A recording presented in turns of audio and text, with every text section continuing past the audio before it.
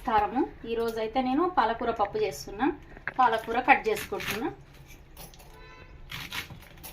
మళ్ళీ కడిగి కుక్కర్లో పెట్టేటప్పుడు మళ్ళీ మీకు అన్నీ చూపిస్తా, ఏమేమి వేసుకోవాలి ఏంది అని అన్నీ చూపిస్తాం. మళ్ళీ పాలకూర అయితే ఇట్లా సన్నగా కట్ చేసుకోవాలి.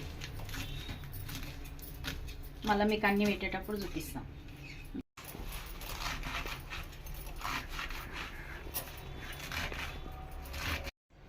ఇప్పుడు ఇది సన్నగా కట్ చేసిన కదా, ఇంక ఇప్పుడు ఇది ఒక 2-3 మాటల మంచిగా కడుక్కోవాలి.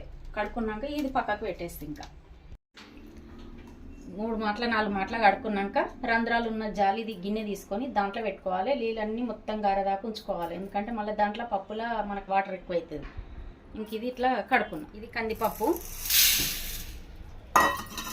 ఇది శనగపప్పు. దీనికి ఇట్లా ఒక 2-3 మాటల మంచిగా కడుక్కోవాలి. మనం పాలకూర కడిగి పెట్టుకున్నాం కదా, ఇంకా కుక్కర్లో కందిపప్పు ఒక పిడికెడంతా శనగపప్పు తీసుకోవాలి. పాలకూర పప్పు దీంట్లోనే పచ్చిమిరపకాయలు వేసుకోవాలి. వేసుకున్నాక దీని తర్వాత ఇంకో పాలకూర కూడా దీంట్లోనే పెట్టేసుకోవాలి. కుక్కర్లోనే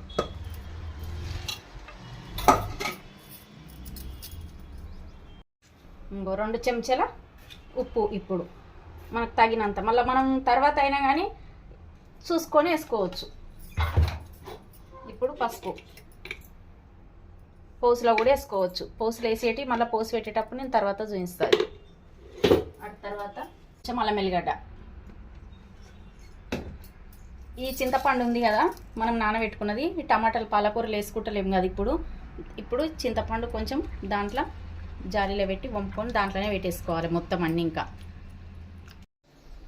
ఇంకా చింతపండు ఉడవసుకొని పెట్టుకున్నాం కదా, ఇంకో అది మాత్రం పప్పులో పోస్తున్నాం. ఇంకా పప్పులు ఉన్న నీళ్ళు, ఈ చింతపండు నీళ్ళు మంచిగా పప్పు ఉడుకుతుంది. అంతవరకు ఇంకా మూత పెట్టి ఇది ఉడికేసుకోవాలి. ఇంకా పెట్టుకోవాలి. ఇవన్నీ అయితే పెట్టేసుకొని స్టవ్ మీద అయితే పెట్టేసిన. ఇంకా 4 విజిల్లు వచ్చే వరకు ఇది అట్లనే ఉంచుకోవాలి. మళ్ళీ మనం తీసి చూసుకునేటప్పుడు ఉడకకపోతే ఇంకో విజిల్ వరకు కూడా పెట్టేసుకోవాలి. 4 విజిల్లు అయినాయి, నేనైతే తీసేసుకుంటున్నాను. ఇంకా పాలకూర పప్పు అయితే ఉడికింది మంచిగా. ఇక కొంచెం ఉడికిన పప్పు ఉంటుంది కదా, మనం కొంచెం తీసి పెట్టుకోవాలి. తాలింపు వేసేటప్పుడు కొంచెం వేసుకుంటే ఏమవుతుందంటే పప్పులో మొత్తం మంచిగా కొంచెం పప్పుగా కానొస్తుంది. ఇంకా ఇప్పుడు తాలింపు వేసేటప్పుడు చూపిస్తాం. కొంచెం జీలకర్ర, ఇక కొంచెం ఆవాలు, 2-3 జీలకర్ర, ఆవాలు, ఎండుమిరపకాయలు వేసుకున్నా. ఇంకా పోసు అయింది. ఇక కొంచెం కచ్చపాక దంచింది, అది కూడా దంచేసుకుంటున్నాను అన్నట్టు. ఇలా కొంచెం అవి కొంచెం మాడితే బాగుంటాయి. ఒక రెమ్మ కలెమాకు,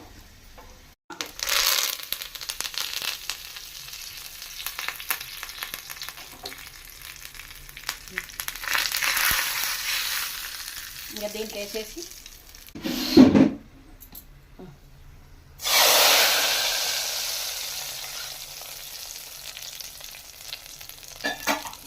దీంట్లో కొంచెం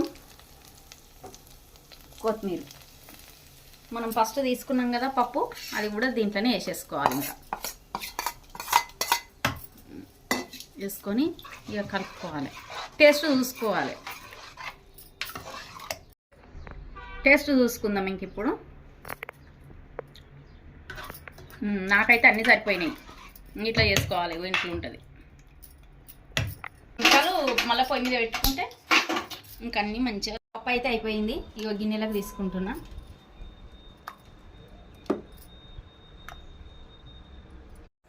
పాలకూర పప్పు అయితే అయ్యింది. మా ఇంట్లో చేసినట్టయితే మీకు చూపించిన. ఈ పాలకూర పప్పు మీకు నచ్చినట్టయితే ఇట్లనే చేసుకోండి. నేను అన్నీ వేసినట్టు వేసి అట్లా చేసుకోండి, మంచిగా ఉంటుంది. ఈ వీడియో మీకు నచ్చినట్టయితే లైక్ చేయండి, షేర్ చేయండి, సబ్స్క్రైబ్ చేయండి. మళ్ళీ ఒక వంటతో మేము ముందుంటా. Bye bye.